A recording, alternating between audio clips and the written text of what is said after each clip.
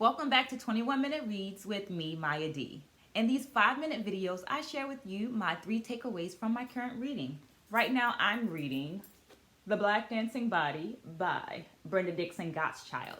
As a part of the Read 21 in 21 challenge, I read 21 minutes per day as a way to ground myself, to love myself, to learn something, to provide myself with some consistency in an ever-changing world. As you can see, I'm still on my East Coast home, so reading is definitely my stability right now as I navigate this thing called life. This week, I read pages 90 through 104, and I know if you've been following my videos, it might seem a little tricky because I didn't have my glasses on when I was looking at some of the page numbers in the earlier video, so I misquoted, but I fixed it. This week, for real, I read pages 90 through 104. And here are my 3 takeaways. Takeaway number 1, grace. So this idea of experimental movement, this term experimental movement is sometimes given to white bodies, white choreographers when they use dancers and movers that are not trained in that choreographer's aesthetic. There's a certain level of grace that's given, that's offered to the dancers and to the production because there's an understanding that these dancers, these movers are operating outside of their preferred technique. But this grace isn't always given to dancers that live in black and brown bodies.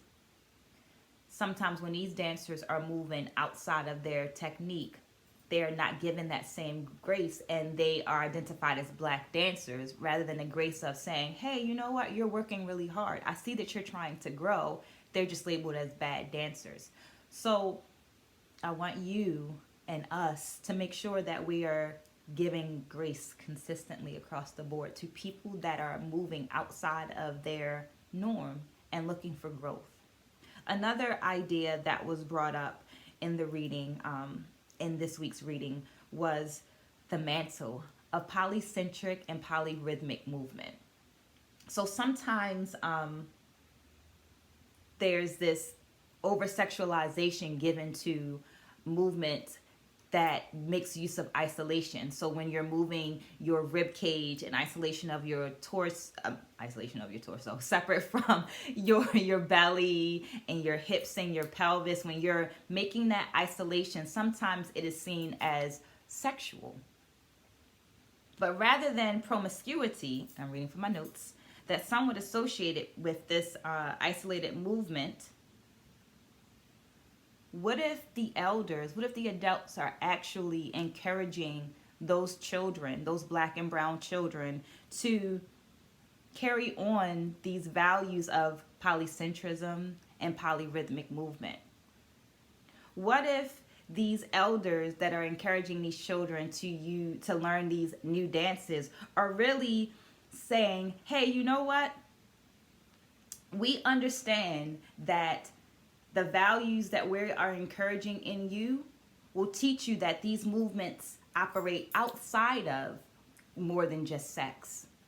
What if the elders that are encouraging and the adults that are encouraging these children to move in these ways with these isolations and things like that, these circling of the hips and things like that, what if they are in fact reminding the children of the value that they have, that their bodies are more than just sex? Just an idea. I don't know. My last takeaway. Takeaway number 3. 20th century bodies reflect 20th century, I guess we should say 21st century bodies reflect 21st century values. We are no longer solely living in communities that their values are only reflective of that community, because there's globalization going on, right? So we're informed by many other things, right? So you have to take those things into consideration. Anybody given time and access can adapt to and fit the desired values. Hence why we train children at a young age to take on these values. I hope that you learned something. I hope that you have some comments for me. Drop them in the comments down there. Make sure you hit that like button. Make sure you subscribe and turn on your alerts. And I will see you next week. Have a great day.